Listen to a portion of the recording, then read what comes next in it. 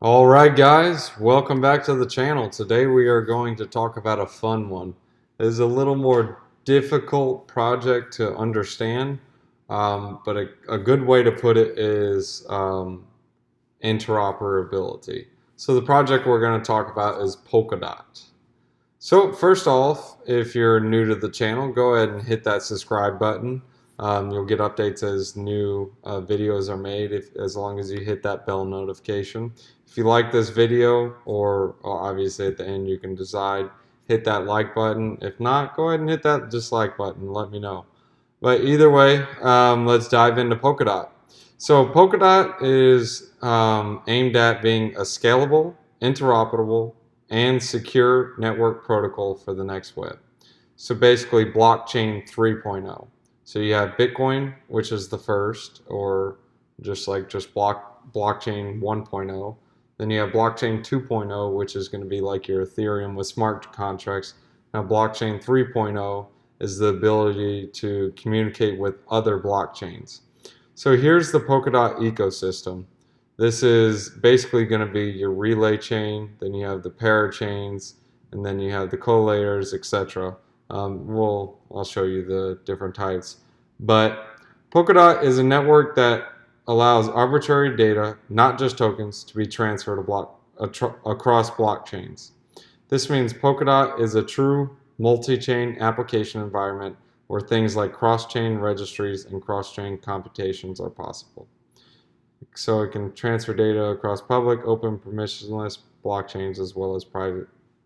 So let's see. Here's the relay chain, which is this pink area, which is this basically, this around here. So I was doing some research on it as well. I'm also going to put a attachment in this video. So currently they're working on making it larger to where mainly, or maybe where it branches out from one of the parachains into another relay chain. So say for example over here you have a gaming relay chain, you have a payments relay chain, a lending relay chain, and then I guess a lending relay chain, a payments relay chain, and then in here you'll have basically the main Polkadot chain. So it's just going to be branching off. But currently they can support up to 100 parachains. So basically 100 of, they don't show it, these guys right here. So the parachain is basically a sovereign blockchain that can have their own tokens and optimize their functionality for specific use cases. So this would be something like building on the Polkadot network. So instead of building on Ethereum, you're building on Polkadot. That's all it really means. So pair threads, similar to parachains, but with the pay-as-you-go model. More economical for blockchains that don't need continuous connectivity to the network. So for something like this, I'll also attach a video. They have an option where you can, it's called renting. So you can quote unquote rent the time period of having a parachain. So these are pair threads inside the parachain. Pretty neat, but I like the concept. So it also allows rent income, I guess you can say. I'm in real estate, so I'd consider it rent income. So it would keep the project going. It would also allow it to go into the, what is that called? The not governance pool, but basically a money pool that they can pull from whenever they need money for the project. So a project pool or a project wallet. Bridges allow parachains and parathreads to connect and communicate with external networks like Ethereum and Bitcoin. So your bridges are going to be these guys, these pink guys, and they're going to connect with the different parachains. So you can kind of see how they're connecting to another blockchain. Consensus roles. So you have the nominators. They secure the relay chain by selecting trustworthy validators and staking dots. So the guys on here are staking the dots. They use the consensus protocol called, it's short for Grandpa. We'll scroll down to see it. Where is Grandpa? Here it is. Ghost-based recursive ancestor derived. Basically, it works on a voting system. I'll attach a video to explain it. It'll explain it a lot better than I can. But it makes sense. It's very functional. It works, and it's scalable. So that definitely helps, and it helps with transaction per second too, which is competitive and is needed right now, especially with Bitcoin only being about 5 to 8 transactions per second or something like that. I'd have to look and see what it was again, but it's in the single digits. So validators secure the relay chain by staking dots, validating proofs from collators, and participating in consensus with other validators. So these are your collators, these dots. The block in the middle is your parachain. And then your validators are basically the guys who are securing or staking the dots. And technically, if you're looking at like Bitcoin, it would be solving the algorithms to create new blocks. Collators maintain shards by collecting shard transactions from users and producing proofs for the validator. And then the fishermen, they could be either in the collators or validators, and they monitor the network for bad behavior.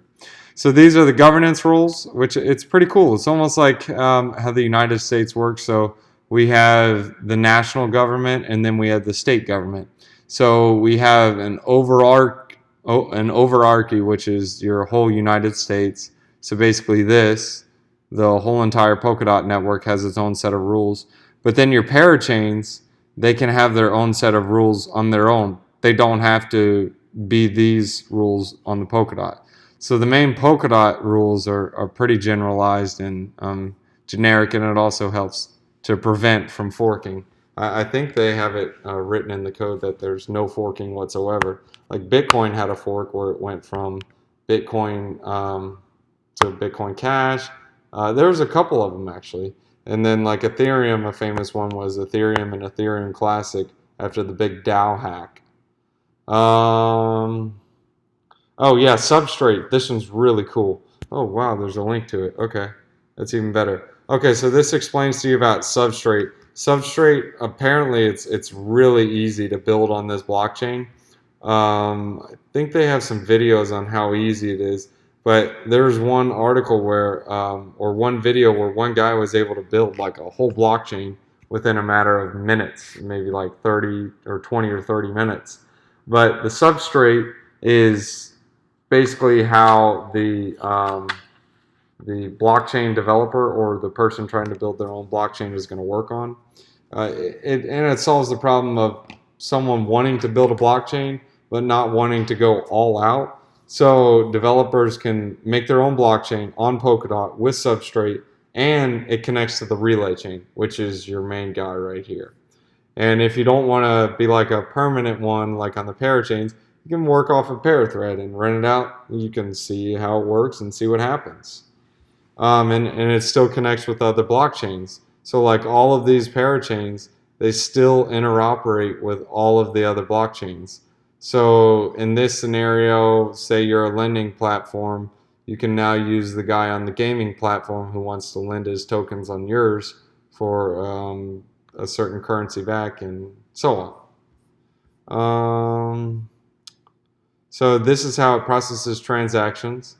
It is in multi-parallel transactions. So instead of one transaction going one way, now you have multiple transactions that can happen at one time. So basically, I would explain it like this. So you're going into a store, instead of having one cashier, you have multiple cashiers. So 10 people checking out at one cashier is going to be a lot slower than 10 people checking out at 10. So parachains are specialized blockchains that connect to Polkadot. They will have the characteristics specialized for their use cases and ability to control their own. So this is what it means. It can be spread across, because like I said, how they have their own state government of their own parachains. So the parachain is going to be processing or handling their own transactions. Instead of Polkadot saying, yeah, we'll authorize Ethereum's, yeah, blockchain, or Bitcoin's, Kava coin, Raven coin, Engine coin, just random different tokens. Instead of Polkadot verifying them all, the parachains will take care of their own, and then it's validated back onto the relay chain.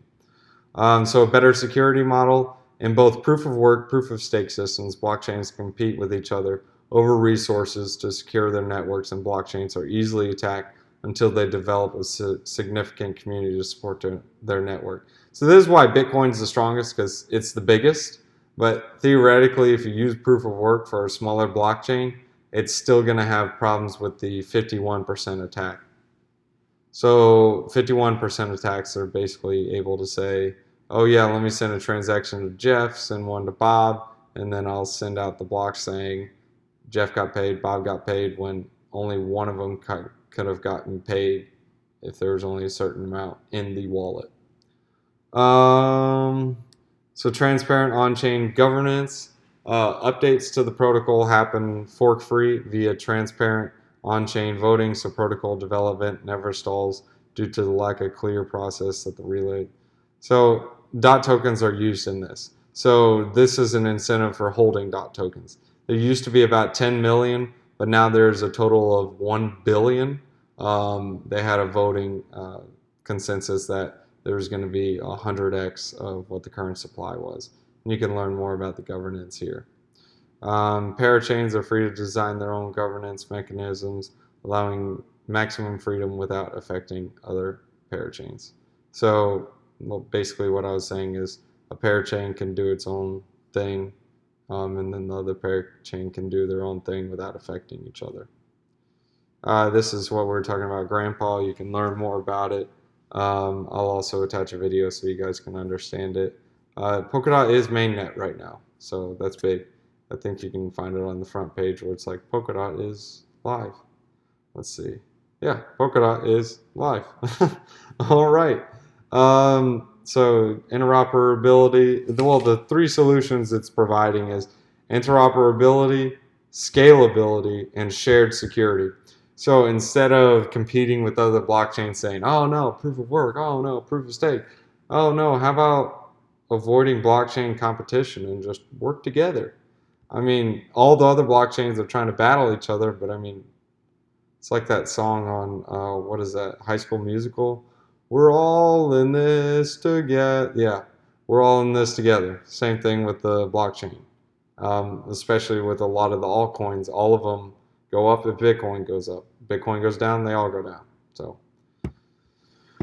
So they have a couple things. So they have the light paper and white paper. If you want to read and squint and hurt your eyes, read the white paper. If you want to look at the light paper and look at pretty pictures and short reading, look at the light paper.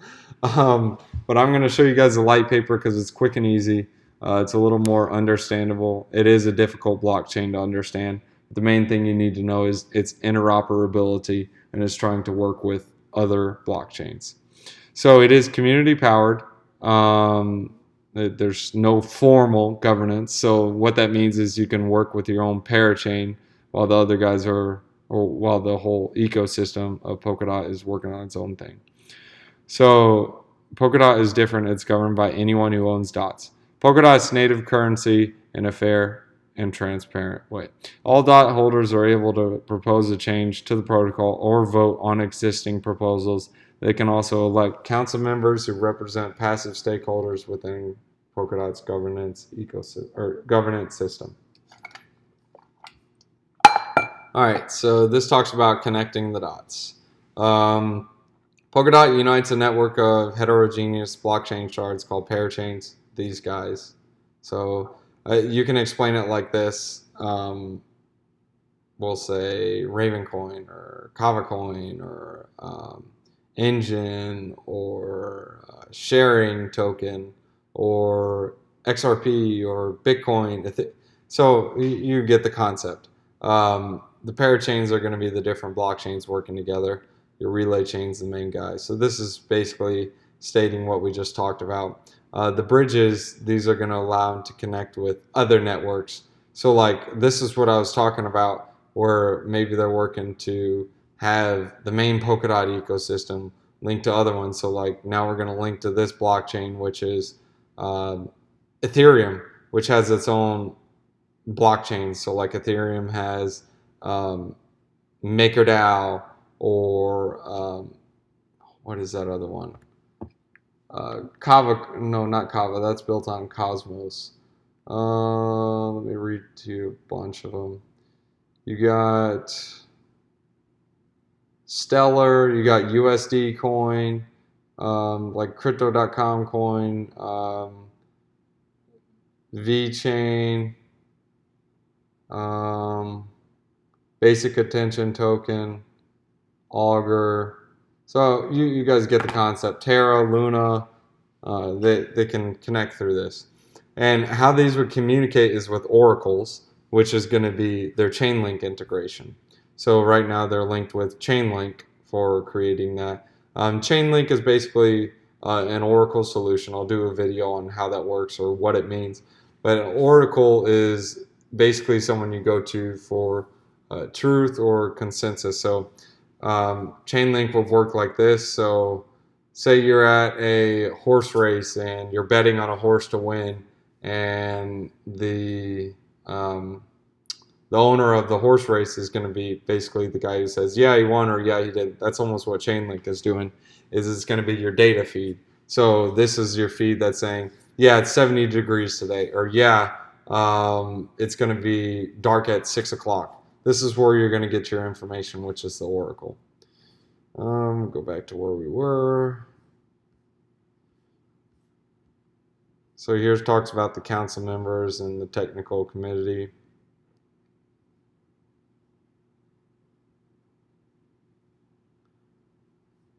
And here. So we already talked about the validators, collators, fishermen, nominators. So yeah, you guys can read over this as well. I'll put a link in the description. And DOT has three distinct purposes: governance over the network, staking, and bonding. So what the bonding section, so staking obviously is when you hold it, you get paid to use it, because basically you're staking and keeping the blockchain going. Polkadot Polkadot token holders can have complete control over the protocol. So if you hold 10, your vote is worth so much. And if you owed 100 DOT tokens, your vote is worth so much, etc. So new parachains are added by bonding tokens. Outdated or non-useful parachains are removed by removing bonding tokens. This is a form of proof of stake. So you can use them to, like, I believe this is the concept of like wrapped Bitcoin. So leave in the comments if I'm wrong about that, but I believe that's what they're getting at on that. Yeah, so this talks about Substrate. Substrate's really easy to use to make your own blockchain. Apparently it's crazy easy, especially for anyone who's in that sphere. They can play around with it here at the Substrate Developer Hub. I'm not a developer. I'm not good with this. I'm not good at coding, but apparently a lot of coders are saying it's like easy. It's like Wix for creating a website. For those who haven't created a website before, Wix is just like crazy easy. So instead of having to do what was the thing called, WordPress? Yeah, WordPress. It's a lot more difficult, but with Wix, it's just literally drag and drop. It's so easy. Yeah, this talks about Web3. Here's the future, innovate, blockchain technologies, etc. So I'm going to go ahead and go to the video where it gives a better breakdown of the Polkadot ecosystem, and we'll get into this right now. Also, here's some of the partners. So let's go ahead and get into this now. Thanks. But I think it's also important to try to argue why we think there's a multi-chain future ahead of us. Well, I think first we definitely know that the blockchains will be in our future, and it's because blockchains ultimately solve trust problems. You know, they're open, they're decentralized, they enable people to interact in a way where they can have less trust and more truth, right? And then specialization, I think we can help solve scalability issues. Like really, when we're talking about specialization, a blockchain that tries to do everything doesn't quite do anything the best. And as a result of trying to do everything, it's just not as performant. If you can specialize the blockchain, configure it to be doing its one task the best it can, you can actually gain performance and as a result gain scalability. And then if you have all these specialized blockchains, ultimately interoperability is what adds the real world value. You know, these individual blockchains, these individual pieces of logic doesn't really add value to the overall network. But when you can have them talk to each other, communicate, and actually use each other, that's where the real world value comes from. And so this is kind of a picture maybe you've seen before about Polkadot. You can see in this middle we have the relay chain. This is itself a blockchain, and all around it are all these parachains. There's a lot of mechanics and stuff around this, but you know, the truth is there are a lot of people in this room who want to be this square right here, one of these parachains. And I'm trying to explain, you know, what does that even mean, right? And I'll try to oversimplify it to try to get across the message of why you might actually want to be a parachain and why building on Substrate may enable you to do that. So what does it mean? So as a parachain, first you get the opportunity to put your blockchain's latest blockhead onto the relay chain. Easy enough. Next, as a parachain, the blocks you submit are verified by validators using a WASM runtime you're able to store on the relay chain. So if you're familiar with Substrate, you know that your runtime is composed of WASM. This WASM is stored on the relay chain, and it gets verified by validators. Finally, you get the ability to communicate with other parachains using an abstract message passing system. Great, but what do these things actually mean? What are the underlying messages here? Well, because you can place your blockchain's head onto the relay chain, you can actually achieve deterministic finalization for your chain. This means that you can like offload consensus, the hard part of trying to reach finalization, to this shared network. Because the validators have the WASM runtime for all the parachains, you actually share the security of the validator pool with everyone on the relay chain. Anyone in this large validator pool can help validate your blockchain. Finally, because message passing is tracked on the relay chain, you can actually prove the delivery of messages, and this really facilitates trustless interactions. And this is such an important part, which is so hard to achieve on these distributed blockchain systems. Great, that sounds awesome, right? So everyone should become a parachain. Well, unfortunately, there's some scarce resources here. Polkadot has n² complexity. So as we add more parachains, it becomes increasingly harder to add a next one. Things like networking, message passing, block size, they can all limit what a single relay chain can do. We have ideas, I mean, this is way above what my pay grade, but ideas of these nested relay chains where you have the actual Polkadot relay chain, and again, it is just a blockchain. So connected to it could be another relay chain. And you can have these kind of ecosystems, right? Like a gaming relay chain where all these other parachains to this relay chain are gaming, and then you have a DeFi relay chain. This all finally connects to the main Polkadot relay chain. But this is kind of, you know, a little bit ahead of, you know, what we're able to accomplish today. But this is kind of a bright future of how we might even solve the scalability issue that a single relay chain can only achieve so much. Let's talk about relay chain volume. So optimistically, the Polkadot relay chain may support up to around 100 parachains. That's kind of what we're hoping for. And across these different slots, we're going to have different kinds of para objects, basically, things that are putting things on the relay chain. So first we have some system level permanent chains. These are things like the nested relay chains, but we also have other system level things. I think an example is we have ideas or thoughts to move the balances feature of the relay chain off to its own parachain. So the relay chain maybe only manages the actual parachains, message passing, that kind of stuff, but the actual balances is managed on a parachain that's connected to it. So that would be like a system level chain, right? Then you have these leased slots. These are basically the normal parachain. So if you win an auction, you get a slot on the relay chain.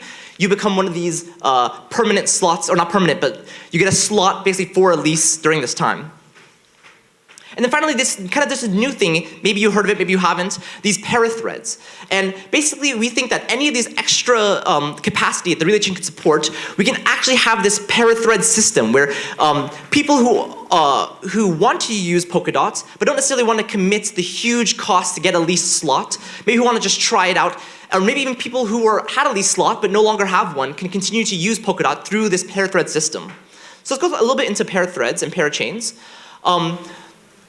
The thing you should know about them is that ultimately they have the same developer API. So from the perspective of Polkadot in terms of developer API and perspective of you as a developer building on Polkadot, you don't have to do anything different if you want to be a parachain or a parathread. In fact, you can freely swap between the two. And this is one of the features that we have, and I'll talk about that more later. But what is different about them? Well, there's a different acquisition process.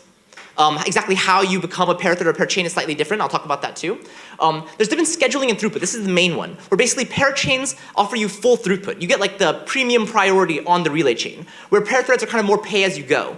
It's what's available and what you pay for. And finally, the economics are a little bit different. You as a dot holder who's paying to be a parachain or being a parathread, exactly what you're doing with your dots is a little bit different. And we'll also go into that later in my slides. Okay, so let's talk about the how. So how do you become a para-thing, right? Well, the first thing to realize is that Polkadot is just a Substrate chain. So I'm gonna, again, this is a Substrate developer conference. I'm gonna talk to you about Polkadot in terms of the modules that enable parachains to exist. First we have the registrar module. This basically manages all the registration across all the para objects. So active, inactive, parathread, parachain, all that kind of stuff. That's what's happening in the registrar module. It also actually supports the parathread auctions. So in here, it tracks the active parachains, and if you want to be a parathread and you want to get a slot on the relay chain, you basically do an auction into this module to get that active slot for that few blocks. And we'll go more into that a little bit later. Then there's a Parachains module itself. This is the actual execution validation logic for Parachains. It supports message passing, it stores the latest para head and the runtime code, right? Then we have a slots module. The slots module is actually what handles these more complicated parachain auctions. It manages parachain slots and even holds the deposit. When you win a slot, it will hold your deposit into this module. And finally, we actually have a crowdfunding module. And this is a really cool thing I'm not sure many people are familiar with. The crowdfunding module allows the community to fund your parachain auction. So you as a person may not have like all the money for your great idea, but you have the great idea and you have the developer expertise. You can actually use the community to fund and back your parachain auctions. And ultimately, this crowdfund module helps you do that by collecting the funds, putting you into the auction, and track community contributions. Okay, so we're gonna go kind of deeper into all of these things. First, let's talk about para auctions. So the parachain auction mechanism. So the parachain auction mechanism uses a candle auction. A candle auction is this auction where basically, I think back in the day, they would light a candle and they would do some bidding. And basically, whenever the candle went out, this is kind of a random time, the auction would close and whoever was last bid would win. And for the same reason, and yeah, and I'll talk a little bit more of that, but that's kind of the idea here that we don't quite know when the end happens.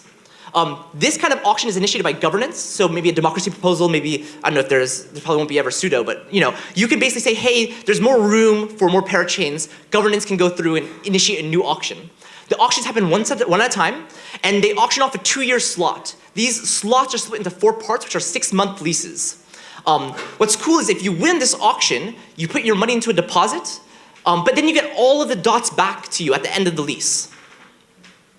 Let's talk about the candle auction system. So the candle auction system kind of has 2 periods. There's an opening period and an ending period.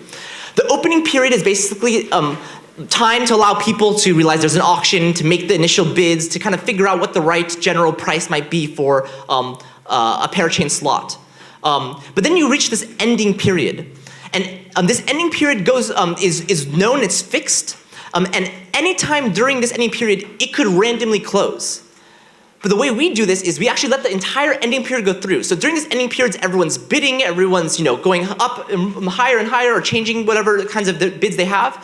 And then once the ending period is over, we then retroactively decide what the ending block is. So whatever the winner is of that block, that's the winner. And this ultimately encourages healthy price discovery and discourages sniping. I don't know if you all use eBay, right? There's some person, 1 second, who jumps the bid up a bunch. This avoids that. You don't know when it's gonna end until after it's ended. So you're here trying to make bids which are truly what you think the value of this slot is. This also helps mitigate the effects of malicious block producers. So as a block producer, you ultimately have the ability to maybe ignore a transaction or not produce a block or do any of those kind of things. If a block producer doesn't know when it's gonna end, they don't really have the incentive mechanisms there. They just wanna collect their fees, right? So it kind of helps that. Another thing is that this kind of mechanism doesn't require a commit reveal scheme. So I think there's another auction called like a victory auction, where basically you can like, have some kind of, say I have some bids, it's encrypted or hidden, and at the very end, everyone reveals their bid and all that kind of stuff. That's kind of a 2-message process. Here is just a 1-message process. You can make an initial bid and you can win, not having to do anything else. So let's talk about the mechanics of the parachain auction. So you can see here you have Alice, Bob, Charlie, David, Emily, and they all are bidding on a same slot. And again, the slots are broken into these 4 lease periods, all 6 months. You'll see that a person will say what lease periods they're interested in and the bid, the amount of dots they're willing to deposit for those lease periods. Now, what might be confusing at first is that this isn't like a normal kind of bid that be broken up like this. Like you see Alice here has bid 200 for 4 slots. Alice isn't saying, oh, I'm willing to pay 50 dots per slot. Actually, Alice is trying to say, I'm willing to lock 800 dots worth of value. That for each of these quarters, she's willing to keep 200 dots locked away. Right? So you can see here, if you have 4 slots and you bid 200, you actually have a locked value of 800. Whereas if you only try to pick 1 slot or a quarter, and you only say locked in 200, you see the locked value is only 200. Of course, we try to maximize the auction mechanism, tries to find the right pairing of people. So like Bob and Charlie would be paired together, Dave and Emily would be paired together, Alice would be on her own, and try to figure out ultimately what is the largest total among this. So even though someone like Dave has the largest bid, when paired with Emily, who has a relatively small bid, the overall total value, locked value here, is less than what Alice would have done. So Alice would actually be the winner in this parachain auction. Does that make sense? Mostly? Okay, nodding heads, good. Okay, and let's talk about allowed bids. So we actually have some limitations on what kind of bids you can have. So first, you can have multiple bids for the same slot. So you're able to say, make a bid, say, I want all 4 quarters, I want all 3 quarters, I want 2 quarters, that kind of thing, and have different amount of bids, bid price on each of these things. So maybe like, if you're able to obtain all 4 quarters, you're willing to deposit a lot more. But if you only have 2 quarters, that's fine, but you're not willing to pay as much for that, right? But there are some things. First, ranges must overlap, i.e. you cannot have bid 3 and bid 4. You see that bid 3 and bid 4 would basically give Alice the full 4 quarters, and that would conflict with bid number 1, which is asking for the same thing. Also, you must have continuous lease periods. Basically, we don't want people to have like Q1, then not Q2, and then Q3, Q4, because this is like an onboarding process, offboarding process, onboarding process. It's not really a natural flow for being a parachain. Cool. And so again, this auction system is great, but to be honest, it's probably going to cost quite a bit of dots to be able to get into this WINS auction. So if you don't have the funds yourself, you can crowdfund your parachain. You can actually allow the community to give back to your parachain and allow you to win these auctions. The incentive mechanism here is basically to reward those users with your native token. And then the crowdfund module automatically handles the rest of the auction process for you. So let's take a look at the mechanics of that. So if you want to start a crowdfund, first you must make an initial deposit. Basically, we're trying to, I guess, prevent Sybil attacks and try to make you pay up front for the kind of costs that it costs on the relay chain for doing a crowdfund. And once you make the initial deposit, anyone can contribute. But you must at least contribute a minimum contribution. So there's a minimum contribution limit for that. Basically is the cost of us tracking someone's contribution to your crowdfund. Every time a new contribution happens during an ending period, it triggers a new bid, so it's automatically bidding for you, basically. And then when you make a crowdfund, you set an end date, a specific end date. And this end date can actually span multiple auctions. So you can have an end date which goes, they say, over 2 auctions. And if you don't win the first one, maybe your crowdfund will win the next one. You'll see there's the initial deposit, the amount raised, and there's also a cap. So you cannot raise more than the cap. So I know some things like GoFundMe or some of the other crowdfunding services allow you to go way over the limit. We actually limit that if you say very firmly at the beginning how long the crowdfund is for, how much I want to raise, and that really gives a good idea for people who are backing you what is going to happen, what they expect to happen when they support your crowdfund.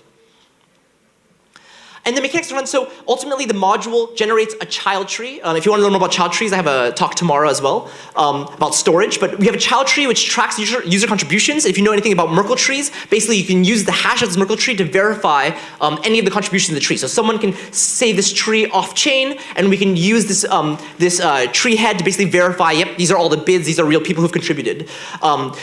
Your crowdfund can be a success, as in you win one of these auctions, or a failure, as in you reach your end date and you never won one of these auctions. But in either situation, you'll eventually retire, right? And when you retire, basically, people can recollect their funds. It's nice. And finally, if you're not able to do a crowdfund, if you're not able to get enough initial deposit to win an auction yourself, the final option we have for you is a pair thread auction. The pair thread system in general is much easier to enter. It uses an English auction. This is the very standard auction where everyone's raising their hand saying, I bid higher, until someone wins. Pair threads need to lock a nominal deposit which can be refunded. So again, in order to become a pair thread, you really, as a much, much lower amount of dots you really need. The auction itself happens every block. And the number of winners in a pair thread auction is determined on your thread count. So how much availability there is on the relay chain itself, we can have a fluctuating thread count, and basically however much we can support, we will support winners to join and participate in the network. And in this situation, whereas in the Parachain auction, dots are returned to you, you're actually paying fees here. So the dots used in the bidding system for the pair thread auction are actually consumed. So the way that it's currently programmed in Polkadot is that 20% of this contribution goes to the block producer. So whoever produces the block that you want an auction in gets a nice little bonus. And then the other 80% goes back to the treasury, which is, of course, we know funds, more community things, and basically as a way for Polkadot to give back to people who want to build on it. So the mechanics of a pair thread auction. So we actually take advantage of fees and tips. So if you're familiar with the Ethereum world, you might know you can increase the gas cost to increase the priority of your transaction. So if you want to make sure your transaction gets on the next block, you can do some crazy high fee and you can get in there. And we actually have a similar system in Substrate where you can leave a tip. And these tips basically incentivize the block producers to put you higher in the transaction pool. They want to basically mine your transactions so they can get your fees. In this case, you have Alice, Bob, Charlie, Dave, and Emily again. They're all making this call to select pair thread. This is basically making a call to a bid. But you can see that Alice, Charlie, and Emily have all made a tip to say, hey, you should consider my transaction a little bit more than the others. And as a result, in the transaction pool of Polkadot, Alice, Charlie, and Emily are higher than Bob and Dave. In our virtual situation, we have a 3 pair thread cutoff. So basically, we just have some logic that says, hey, the first 3 people in this transaction pool who made this call are the winners. It's that easy. So you can see here, this kind of auction happens every block. And there's a natural economy that's happening around the fees, right? Like in situations where there's lots of traffic for a pair thread slot, the fees just go up. When there's not a lot of traffic, fees go down. It's possible you could win a slot without paying any extra fees at all, right? And this is kind of a really cool natural system. In order to do this, we have this signed extension logic. I think I'll go a little bit into it. It's actually a cool feature I don't think anyone else is going to be talking about Substrate, and it's quite a little bit technical. So winning a pair thread auction. So if you win the slot, great. You'll be queued to submit a new head on the next block. So you can make a bid on one block. The next block, you'll figure out if you won or not. And then you actually get 4 slots to submit your new head. So if you miss your slot, you get 3 additional retries. It all works. So here, you can basically just have some window of opportunity to put your new head onto the relay chain. So this kind of window here is basically allowing for any type of network propagation, time for you to collect the block, that kind of stuff, right? It just gives you a little bit of leeway. Does this make sense? Good? Nodding heads? Okay, great. Okay, so then let's do an aside. So I don't think this is talked about any time else at Sub-Zero, and of course this is a developer conference, so let's talk about some of the developer tools. Something that's new in Substrate, which didn't exist in the last Sub-Zero, is this thing called signed extensions. We actually use this for this pair thread auction system, and it's quite clever. This is the function for a pair thread auction. You can see, besides the function header here, there's no logic. If we read the comment code, it says everything else checked for in the transaction signed extension. So how can we use this no code to do a cool pair thread auction? Well, basically, we take advantage of this new signed extension feature. The feature in general is a way for transactions to be extended. In one literal way, you can add extra data to your normal extrinsic format for your blockchain. So if there's something about your blockchain where like, I always need this extra piece of data in there, you can do that. But in addition, there's this validation function which allows for transaction queue to quickly eliminate transactions based off some logic that you decide. So if we take a look at this, you can verify implied information about the signature.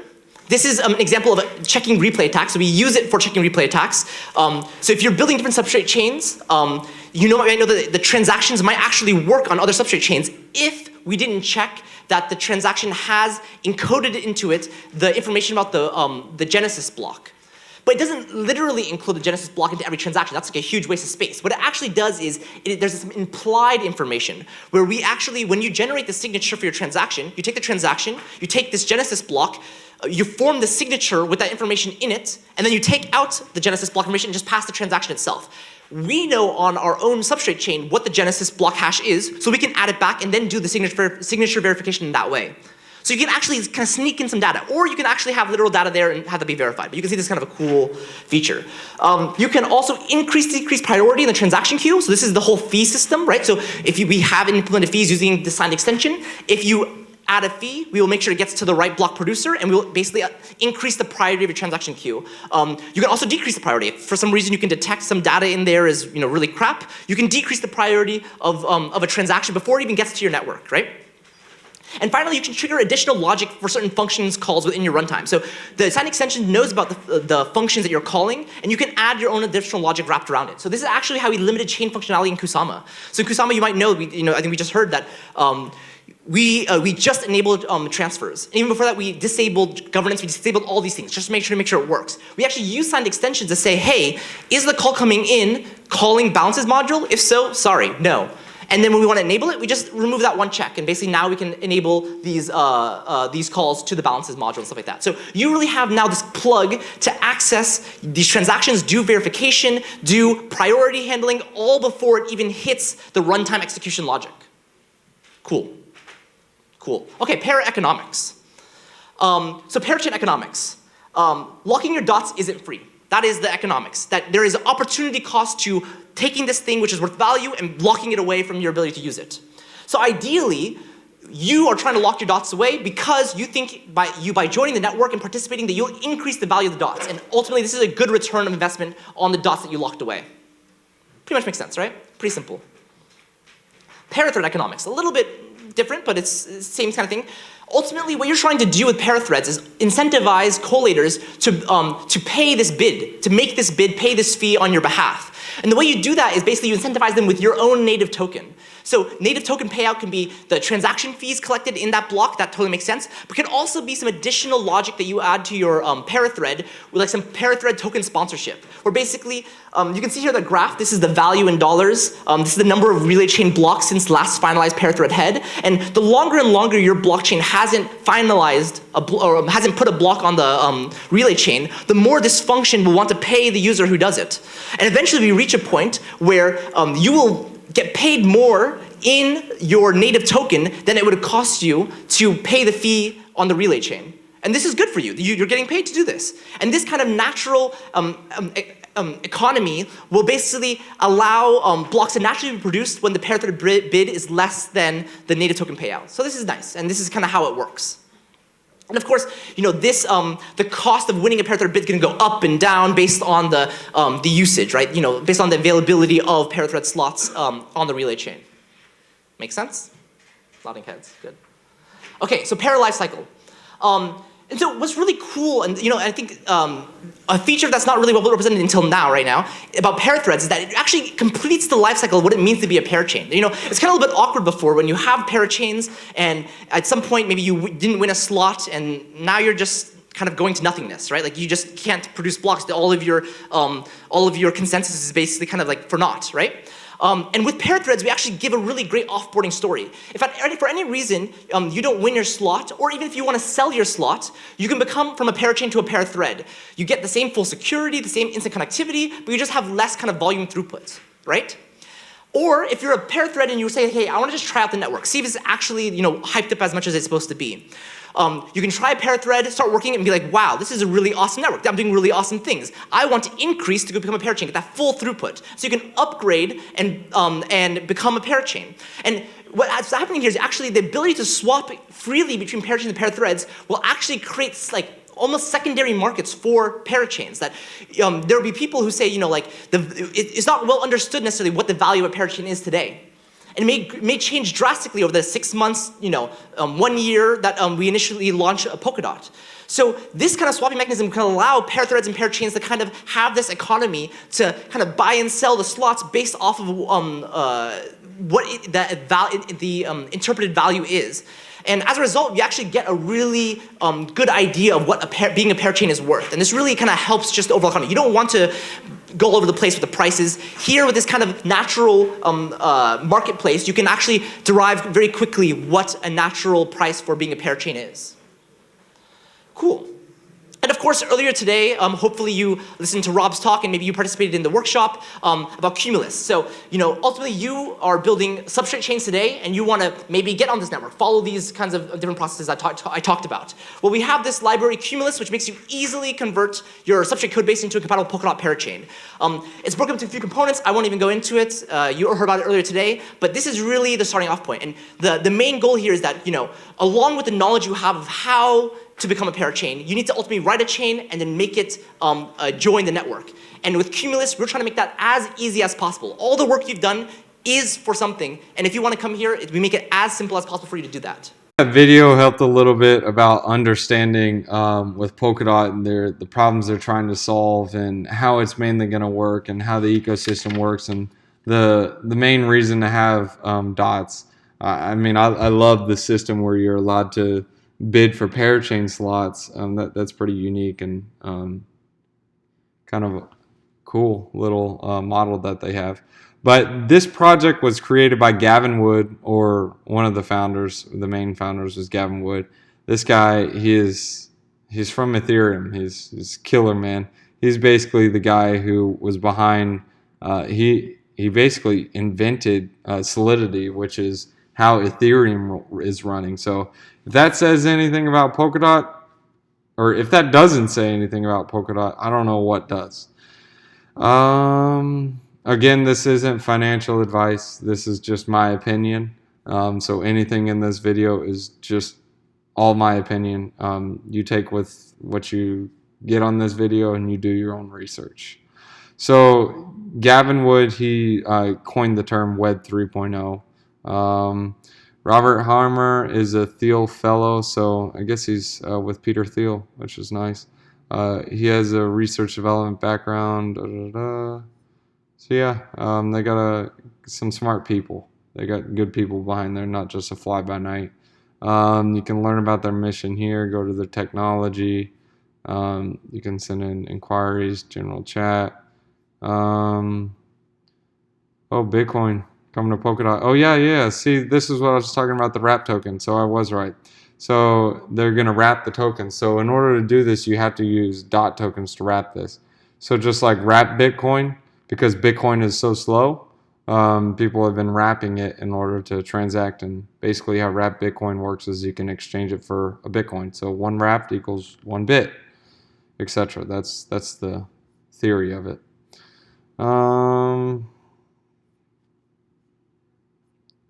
Yeah, that's really just kind of like a brief introduction to it.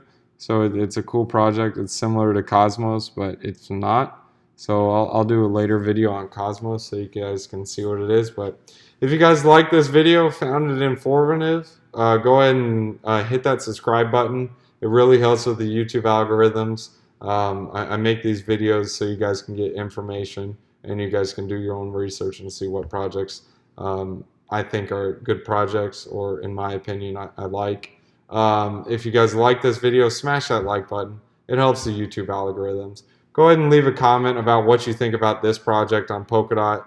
If you think I messed up anything on here, if you think I should have produced or talked about something in more detail, go ahead and leave it in the comments. I'll take any criticism I need. If you think I did a good job, you can just say something simple like, hey, nice job. But anyways, I hope you guys found this video of use to you, and thanks for watching, guys.